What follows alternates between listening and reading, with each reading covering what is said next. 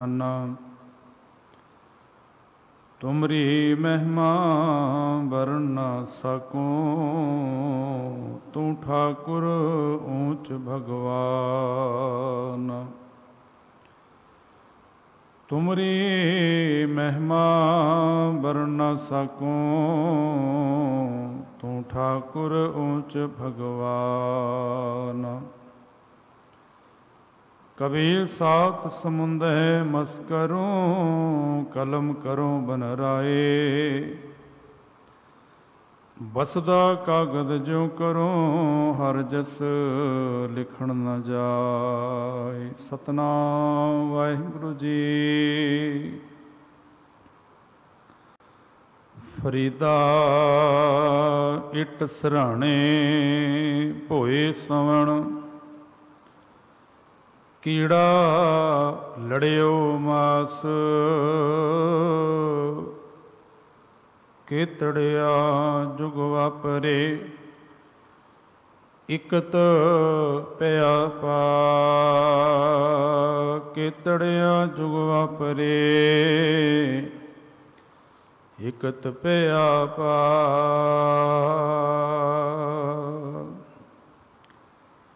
परम सन्मान जो सतगुरु हाजरा हजूर ज़ारा सहूर, चावर छत्र तख दे मालिक धन सतगुरु गुरु ग्रंथ साहिब सच्चे पातशाह महाराज जी, जिन्हां दी पावन पवित्र निगी गोद अंदर अमृत वेले तो गुरु दरबार दियां हाजरियां भर रहे सतसंगी जनों वड़ियां भागां वाले हो। आप जियां ने रब्बी बाणी का कीर्तन सरवण किया है। समा है गुरमत विचारां दा।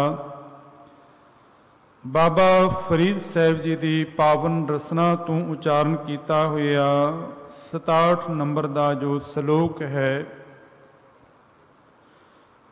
पावन सलोक अंदर बाबा फरीद साहिब जी ने अज रहमत की है। मनो बिरतियां आप इकागर करो। धन सतगुरु गुरु ग्रंथ साहिब पातशाह महाराज जी के पावन चरनां दे विच बड़े अदब प्यार दे नाल सीस झुकांदे हां। फतेह नाल सांझ पाओ जी। आखो जी वाहिगुरु जी का खालसा, वाहिगुरु जी की फतेह। बाबा फरीद साहब अज दे सलोक अंदर रहमत करते हैं कि फरीदा इट सराणे भोए सवण, कीड़ा लड़ियो मास।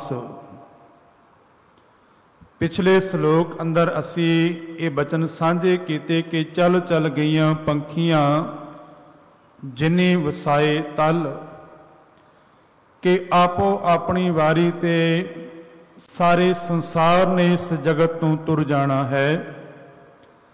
जदों किसी की वारी आई उसने संसार तो कूच करना है। ते बाबा फरीद साहब इस्लाम धर्म दे नाल तालुकात रखते ने, संबंध रखते ने। ते इस्लाम धर्म दे विच मनुख जदों संसार तो चढ़ाई कर जाए उसनों मिट्टी दिती जाती है, भाव दफन किया जाता है। ते बाबा फरीद साहब उस वेले की एक हकीकत नूं बयान करते हैं, जेब नूं सुचेत करते ने। कहते ने कि संसार दे च रह के मोह माया दे विच विषय विकारां दे विच गफलत दी नींद अंदर ए इंसान तो सारी जिंदगी बतीत कर दिती। ते अज जदों दुनिया दे उपरों चलना होया ते संसार दे विच तेनू जमीन दे उपर खड्डा खोद के दफन किया गया। ते दफन करन वेले कोई मखमल दा किसी होर दा सराहना नहीं, इट दा सराहना दिता गया। बाबा फरीद साहब आखते ने कि इट सराहने के सराहना जिहड़ा दिता गया वो इट दा जमीन दे खड्डा खोद के कबर बना के जेब नूं उस अंदर दफन किया गया।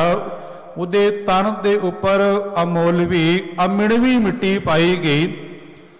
ते कुछ समय बाद, कुछ घंटियां बाद शरीर दे अंदर कीड़ियां ने चलना शुरू कर दिता। हुण देखो ये विज्ञानिक पक्ष है, आप सारे स्रोते इस गल तो भली भांत जाणू हो कि रब ने कुदरत दे विच शरीर नूं संभालण दी एक ये भी क्रिया है कि जिन्हां दा शरीर कोई नहीं ना संभालदा, कुदरत ने ऐसा निजम बनाया है कि शरीर दे अंदर अपने आप ही कीड़े पैदा होंदे ने। वो कीड़े शरीर दे मांस नूं खा के फिर उन्हां कीड़ियां दी भी जिंदगी खत्म हो जाती है। ते बाबा फरीद साहब ने कहा कि जदों जमीन दे उपर लिटा के उपर इट दा सराहना दे के मिट्टी पा दी गई, कुछ घंटियां बधी कीड़ा लड़ियो मांस कीड़े शरीर दे अंदर पैदा होए, वो मांस नूं खा के मिट्टी मिट्टी दा रूप होई। ते अगे बाबा फरीद साहब आखते हैं कि केतड़िया जुग वापरे, कितने जुग वापर गए, कितना समा बतीत हो गया। जिथे ए इंसान तेनों दफन किया सी, तेनों इट दा सराहना दिता गया, मिट्टी तेरे तन उपर पाई गई, तू पासा भी परत के नहीं देखिया, कई जुगां तक उत्थे ही टिकिया रहा। बाबा फरीद साहब आखते हैं कि इट सराहने भोए सवण, भोए कहते जमीन दे सवा दिता गया, कीड़ा लड़ियो मांस केतड़े जुग वापरे, कितने जुग वापर गए, एक तपया पास इको थां दे उपर जिस अवस्था अंदर या जिस ढंग दे नाल तैनूं लटाया गया, उत्थे ही लेटिया हुआ तू पासा भी नहीं परतिया।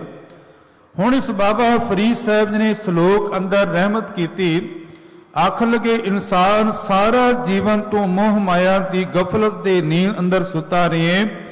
ते हकीकत है कि जदों अखीर तेनू सवाया जाएगा ते किसी ने फिर तेनू उठाना नहीं।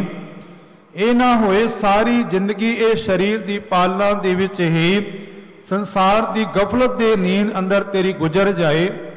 कबीर साहब का बड़ा प्यारा वचन है। कबीर साहब आखते हैं कि कबीर अनेक जतन कर काया पाली, मनुख ने बड़े जतना करके इस शरीर नूं पालिया है, बड़े ढंगां दे नाल इस शरीर का ध्यान रखिए कि अनेक जतन कर काया पाली, मरती बार अगन संग जाली। पर हकीकत यह है अखीर दे इनू अगन दे जालना ही पेगा।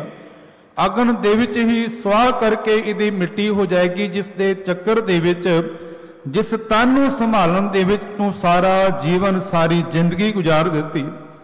केवल इस देही नूं ही पपोरदा रहा है, इस देही दी संभाल दे विच ही लगा रहा, इसे नूं सवारिया, इसे नूं शिंगारिया। पर परमेश्वर दा नाम रूपी जो सरमाया सी उन्होंने कदे हिरदे च नहीं कमाया। गुरु अर्जुन देव महाराज आखते रहे कि ने रे नर काहे पपोरो देही, हे मनुख तू केवल इस देही नूं ही पपोलदा रहिंदा है, इसे देह आहर दे विच लगा रहिंदा है। उड़ जाएगो धूम बादरो, कहने कि जिवें धुआं उड़ के बदलां दे विच अलोप हो जाता है ना, एक दिन संसार तो सच जाना तेरी होंद भी जड़ी है अलोप हो जाएगी।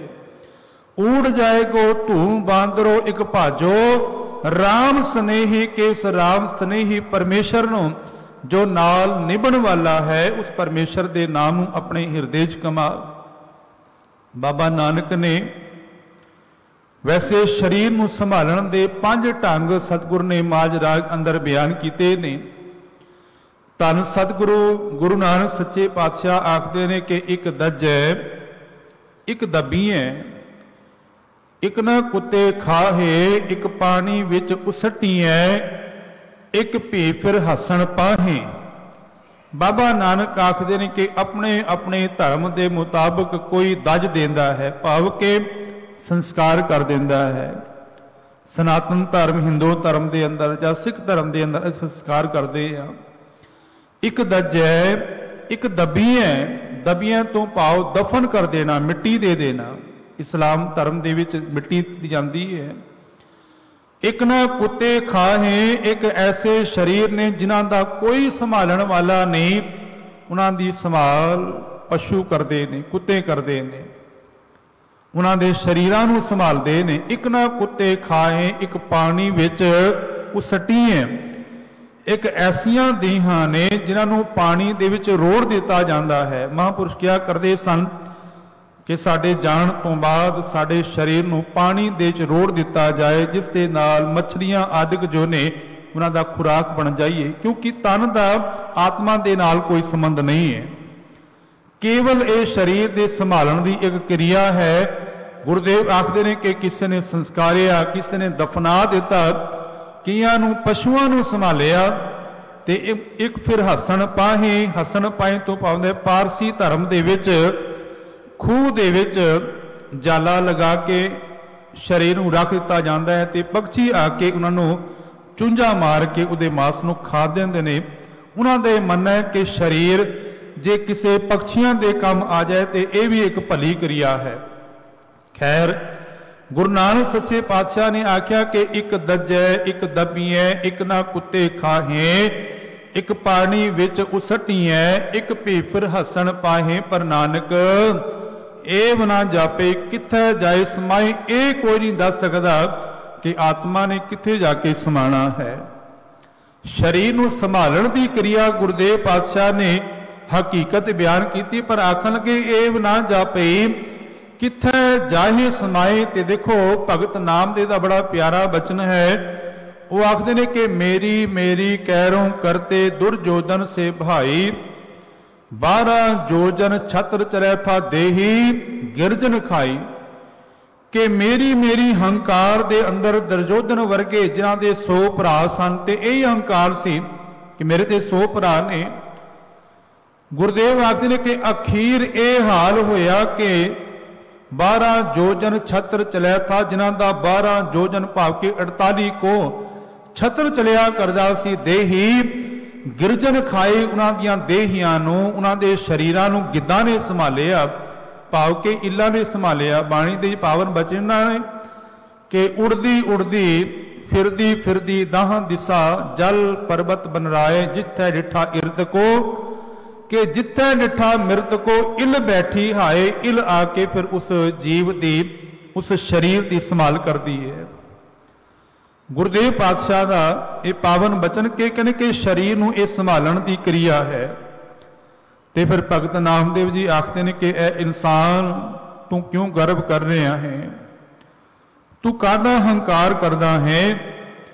जिन्हां ने बड़ियां डूंघियां नीआं खोदियां सन, जिन्हें सोचा सारा जीवन इत्थे रहना है, वो भी संसार दे चों नहीं रहे। तो फिर पावन बचन कीते भगत नामदेव जी ने। आखते ने कि गहरी करके नींव खुदाई, ऊपर मंडप छाए, मार कंडे ते को अधिकाई, जिन तिरन धर मुंड बुलाए, हमरो करता राम स्नेही, काहे रे नर गर्भ कर तो बिन सजाहे झूठी देही। इस झूठी देही ने सदा नाल नहीं निभना। फिर अगले बचन ने कि मेरी मेरी कैरों करते दुर्योधन से भाई, 12 जोजन छत्र चलै था देही गिरजन खाई, सर्व सोइन की लंका होती रावण से अधिकाई। जिस रावण की मनिया जाता है कि सारी सोने की लंका और बड़ा शक्तिशाली वो राजा सी। रावण नूं बाणी ने कदे माड़ा नहीं किया, बाणी पढ़ के देखो सी। आखदे कि वो राजा सी, ते सतगुरु महाराज आखदे कि सर्व सोन की लंका होती रावण से अधिकाई, कहाँ भयो दर बांधे हाथी, छिन में भई पराई, छिन दे च भई पराई हो गई। जड़ा इतना शक्तिशाली राजा सी रावण वर्गा। सो कहण तो भाव भगत नामदेव जी आखदे ने कि रे नर, काहदा तू हंकार करदे, किसदा हंकार करदा है, इस तन ने भी एक दिन नाल नहीं जिमना। ते कबीर साहब ने फिर पावन बाणी अंदर आखिया, आखने कबीर गर्व ना कीजिए, ऊंचा देख आवास। ए कबीर अपने उच्चे आवास नूं देखे, सोहणे घर नूं बन के हंकार ना कर। कि कबीर गर्व ना कीजिए, ऊंचा देख आवास, आज काल भोए लेटना ऊपर जामे घास। कहते कि अज कल भाव के कुछ समय बाद जाके जमीन दे तेनों दफन कर दिता जाएगा, ते कुछ घंटियां बदी ਜਾਂ कुछ महीनों तो बाद उस कबर के उपर घाह जम पेगा। जड़े राजे महाराजे जिन्हां दे आण दे उपर धौंसे वजाए जाते सन, जे रण तत्ते अंदरों जूझ के आना, जित के आना, दरबार दे च हाजिर होना, ते दरबार दे च आण दे नाल ही धौंसे वजाए जांदे, नगारे वजाए जांदे सन, जिन्हां दे सीस उपर सोने दा छत्र झुलिया करदा सी, जिन्हां दे सामने तूतियां शहनाइयां वजाइयां जांदियां, ते इत्थों तक कि कविशर उन्हां दी सिफत दे अंदर छंत गाया गांदे सन। बाबा फरीद साहब आखदे ने कि हाल ये होया कि जदों इस संसार तो पर गए, जाके शमशान दे विच दफन कर दिता, ते यतीमां दी तरह वो पे हुए ने, जिन्हां दा किसे वेले नाम सी। बाबा फरीद साहब का बचन है कि पास दमामे, दमामे तो भाव होंदा है कि नगारे वजाए जाने या धोसे वजाए जाने, जिन्हां दे आण दे उपर पास दमामे छत सिर, जिन्हां दे सीस दे उपर सोने का छत्र झूलिया करदा सी, ते भेरी सड्डो रड। बाबा फरीद साहब आखदे ने कि नाल तूतियां शहनाइयां वजाइयां जांदियां, ते कविशर जिहड़े सन वो छंत गांदे सन। जाए सुते जिराड़ में थिए, यतीमा गढ़ जाके शमशान दे जाके सो गए। अज उन्होंने कोई उठाण वाला नहीं, यतीमां दी तरह वो शमशान दे विच मिट्टी दे च मिट्टी दा रूप होए पे ने। एक राजे दे राज दे विच सल्तनत दे विच एक फकीर सी। फकीर दी बड़ी हयाती हुई, लोग फकीर कोई आया करते सन। फकीर ने जिथे उपदेश देना उथे फकीर हकीम भी सी, दवाई भी देंदा सी।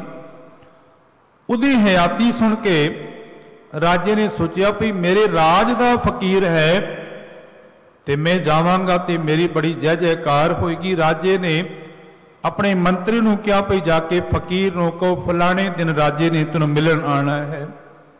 हुण फकीर नूं किसे दी क्या मुथंजगी है, किसे दी कोई परवाह नहीं। राजा घर तो तुरिया, शहनाइयां वजाइयां गईयां, नगारे वजाए गए। फकीर नूं पता है कि राजा तुर पिया। फकीर ने अपने चेले नूं, शिगिरद नूं कहा कि जो सामने चटाई बिछाई हुई है लोकी आके बैठते ना, इसनूं हटा के एक पासे रख दे। फकीर दा चेला कहन लगा फकीर जी, पीर जी, राजे ने आना है ते घट तो घट कुछ अगे बैठन वास्ते जगह या कोई चीज होए। कहन लगे मैं तेनों कह रहा ये हटा दे। उस शिगिरद ने चटाई हटा दी। राजा आया, हाथी दे उपर चढ़ के अगे अगे एहलकार। फकीर अपनी मौज दे च बैठा होया ते आखन लगा राजन आए ते सामने बैठ जा। हुण राजा देखन लगा जमीन दे उपर कुछ विछया नहीं है, फकीर आप एक कंबली दे उपर बैठा हुए है, मैनू कह रहा है कि जमीन दे उपर बैठ जा। फिर दोबारा फकीर ने कहा कि राजन सामने जमीन दे उपर बैठ जा। राजा कहन लगा तू लोकां कोलों मंग के खाण वाला और मैं इस राज दा राजा, मैं जमीन दे उपर बैठा, तू उपर बैठा हुए है। फकीर कहने लगा तू मेरे को आया, मैं तेरे को नहीं गया, आया तू है, इसलिए मैं तेनों कह रहा कि जमीन दे पर बैठ जा। खैर उसने पैरों भार होके बैठ गया। फकीर हंस के कहने लगा कि खाक का पुतला खाक से परहेज है, कि है तो एक खाक दा पुतला है, खाक तो पैदा हुए और उसे खाक दे नाल परहेज है। असल हकीकत यही है जिसनों गुरुदेव पातशाह आखदे ने कि माटी के हम पुतरे मानस राखियो नाव। ना भावें साडा मानस है पर है असी मिट्टी दे पुतले हाँ। कबीर साहब ने पावन बाणी अंदर आख्या कि माटी को पुतरा कैसे नचत है ते मिट्टी दा पुतला ही। क्योंकि मिट्टी तो ही खुराक बनी, खुराक तो ही खून बनया, खून तो ही जिस्म बनया, फिर बालपन, फिर जवानी, फिर बुढ़ेपा है, फिर अखीर खाक ही है। फकीर कहने लगा कि खाक का पुतला खाक से परहेज है, कि खाक दे नाल ही परहेज है। जिन्हों बाबा फरीद साहब ने इस तरह बयान किया, वो आखदे कि फरीदा कोठे मंडप माड़ियां एतना लाए चित, मिट्टी पई अतोलवी कोई ना होसी मित। कहने कि एक दिन तन दे उपर अतोलवी तो भाव अमणवी मिट्टी तेरे तन दे उपर पै जाएगी जिस खाक दे नाल मैनूं परहेज है। मिट्टी तो बनया हुए है, मिट्टी तो खुराक, खुराक तो खून, खून तो जिसम, बचपन जवानी बुढ़ेपा फिर मिट्टी ही है। भावें कोई दफन कर दे मिट्टी दे, भावें कोई संस्कार कर दे, है मिट्टी ही है। तो गुरु अर्जन देव महाराज ने ताई बाणी अंदर रहमत की कि रमैया के गुण चेत प्राणी। हे प्राणी, उस सोहने राम दे परमेश्वर दे गुणां नूं चेत याद कर। कवन मूल ते कवन दृष्टानी। अज मनुख शीशे सामने कई घंटे लगा दिंदा तैयार होने लई, पर गुरु अर्जन देव महाराज आखदे ने कि तेरा मूल की है? मूल मिट्टी ही है। मिट्टी तो खुराक, खुराक तो खून बनया, ते खुराक तो ही, उस खून तो ही तन जिहड़ा माता के गर्भ के अंदर टिकदा है तो वह खून ही है। धन गुरु अर्जन देव महाराज आखदे कि रमैया के गुण चेत प्राणी। कवन मूल ते कवन दृष्टानी। जिन तू साज सवार शिंगारिया। साजन वाला, पैदा करन वाला, अंगां दे नाल सवारन वाला ते ज्ञान इंद्रियां नाल शिंगारन वाला। अखां ने, अखां अंदर जोत है देखण दी, तां ही शिंगारे गए आ। नहीं तो कईयां दियां अखां होंदियां ने, अंदर जोत नहीं होंदी देखण दी। कारण ते होंदे ने बाहरों देखण विच, पर सुनन दी स्रोत नहीं है, ताकत नहीं है। महाराज आखदे कि जिन तू साज सवार शिंगारिया। गर्भ अगन में जिन्हें उबारिया। बाहर बिस्ता तुझे प्यारे दूध। बचपन में कुछ खा नहीं सकता, रब ने मां के जरिए दूध का प्रबंध किया। पर जोबन जवानी दे भोजन सुख सोध। भोजन दुनिया के सुख दिते बिरद पिया। ऊपर साग सैन मुख अप्याओ। बैठ को दैन अरदास करते ने गुरुदेव। यह निर्गुण गुण कछु ना बुझ है। बख्श लियो तो नानक सिज है। गुरुदेव आखदे कि दाता ये निर्गुण यारा जीव है। तेरे गुणा नूं, तेरियां दित्तियां दातां दी कदर नहीं जानदा, तू बख्श ले इसनूं। ते गुरुदेव ने तां ही आख्या जे प्रसाद पाल पटंबर हंडावे। जे प्रसाद बसै सुख मंदर। जे प्रसाद सुगंधत तल लावे। उदी कृपा ही है, उदी रहमत ही है। नहीं तो साध संगत जे हिरदे च बंदगी नहीं तो मैनू कहन देना ये शरीर गंदगी है। ये मेरे बचन नहीं, सतगुर पातशाह बाणी विच कहंदे ने। आसा की वार दे अंदर धन गुरु नानक सच्चे पातशाह आखदे ने कि अन्न देवता। जो अन्न असी खांदे हैं वो देवता है। अन्न देवता, पानी देवता, बैसंतर देवता, लूण, ये 5 देवते हो गए। अन्न देवता, पानी देवता, बैसंतर तो पाउंदे अग, ते चौथा हो गया नमक जिन्हों असी कहते हैं, लूण कह देंगे हैं, साल्ट कह देंगे हैं। ये 4। पंजवां पाया किरत। किरतों पाउंदे घ्यो। इन्हां 5 चीज़ों के नाल कोई सब्जी बनाई, कोई भाजी बनाई। देखो बड़ा सोहना ख्याल गुरुदेव पातशाह देंदे ने। आखदे ने कि अन्न देवता, पानी देवता, बैसंतर देवता, लूण, 5वां पाया किरता हुआ। पाक पवित्र बन गया। 5 देवते इकट्ठे हो गए। हुण अगली गल सुनो। महाराज आखदे कि पापी स्यों तन गड्डिया। जिस हिरदे रूपी घर के अंदर रब की भगती नहीं, ये 5 देवते उस शरीर दे च पाए गए। ते पापी स्यों तन गड्डिया। कुछ घंटिया बाद वो बिष्टा रूप के बाहर निकले।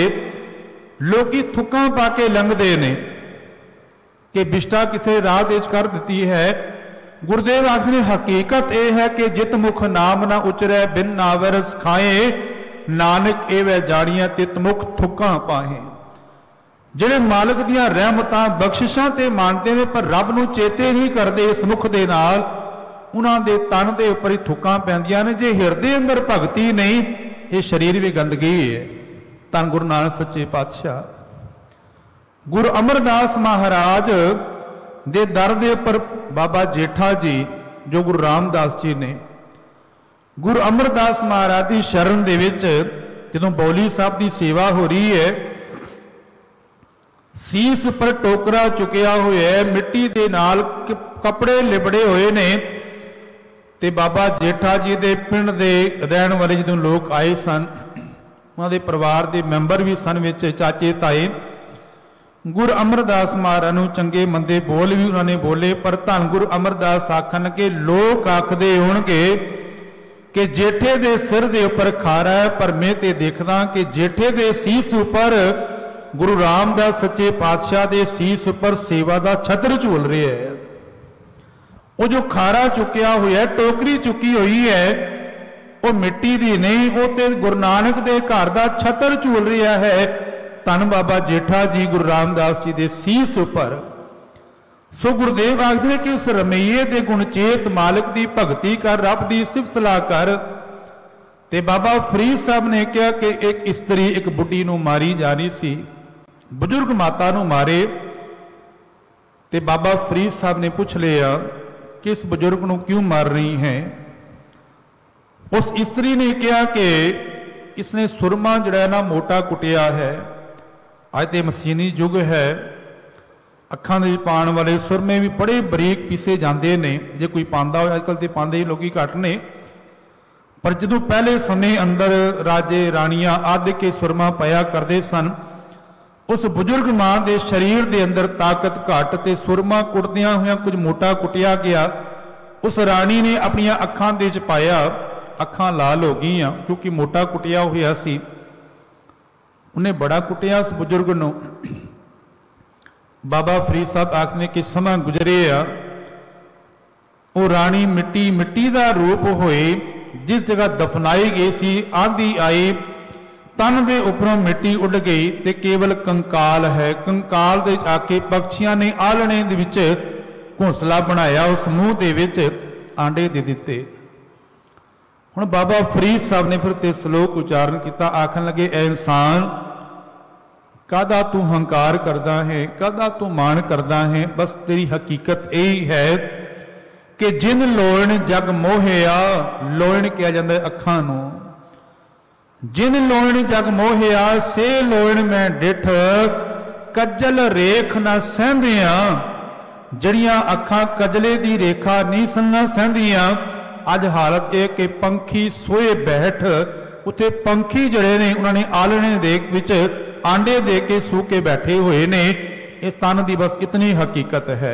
एक गल करके समाप्ति है बस।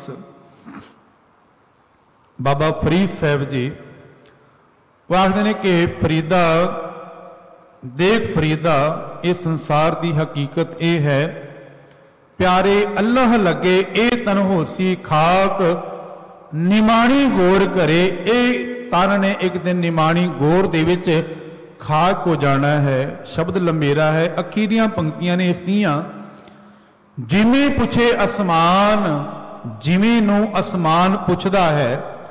बाबा फरीद साहब कहते हैं कि जिमें पुछे आसमान, फरीदा खेवट किन गए। अपने आप नू जहाज आखण वाले जिहड़े कहते सन कि साडे हुक्म तो बिना ते पत्ता नहीं हिलदा, बाबा फरीद साहब आखते हैं कि जिमें पुछे आसमान, इस जमीन नू आसमान इस सवाल करके पुछदा है, फरीदा खेवट किन गए। अपने आप नू जहाज आखण वाले किधर चले गए। ते जमीन आखदी है कि जालन गोरा नाल उलामे जी सहे। कहने कि गोरां दे कबरां दे जाके जा शमशान दे उन्हां दा तन खाक हो गया, मिट्टी हो गया, उलामे जिंद नूं सहारने पे। अज दे श्लोक अंदर ही बाबा फरीद साहब ने यह रहमत की, आखन लगे, फरीदा इट सराणे, अखीर दे विच फिर इट दा सराणा दिता गया। भोए समण जमीन दे लिटा दिता गया, उपर अतोलवी अमिणवी मिट्टी पा दी गई, क्योंकि कबर जड़ी है वो आम जमीन तो उच्ची होती है। अमिणवी मिट्टी पा दी गई। इट सराणे भोए सवण, कीड़ा लड़ियो मास, केतड़े जुग वापरे। इकत पया पास, जिथे तेनू पाया सी, जिथे तेनू लटाया सी, उत्थे ही पिया हुए। इसलिए इंसान अखीर आने तो पहला तो सुचेत हो जा। रब की भगती, रब की सिफत सलाह दे नाल जुड़। गुरु तेग बहादुर सच्चे पातशाह आखदे ने, जाग ले रे मना, जाग ले कहाँ गाफल सोया। जो तन उपजया संग ही, सो पी संग ना होया। जिहड़ा तन नाल उपजया सी ना, इसने भी साथी नहीं बनना। जिस मालिक दे नाम ने तेरा साथी बनना है, उस प्रभु दे नाम नूं अपने हिरदे च कमा लै। मालिक दी बंदगी दे नाल सिफ सलाह दे नाल जुड़ के सुचेत हो के रब दी भगती कर। यही अरदास मालिक दे चरनां दे विच है। विसर नाही दातार अपना नाम देहो। गुण गावां दिन रात नानक चाओ एहो। नानक चाओ एहो। बोलदियां बेअंत भुलां गुरु समरथ है। संगत बख्शण जोग है बख्श देना जी। आखो जी वाहिगुरु जी का खालसा वाहिगुरु जी की फतेह।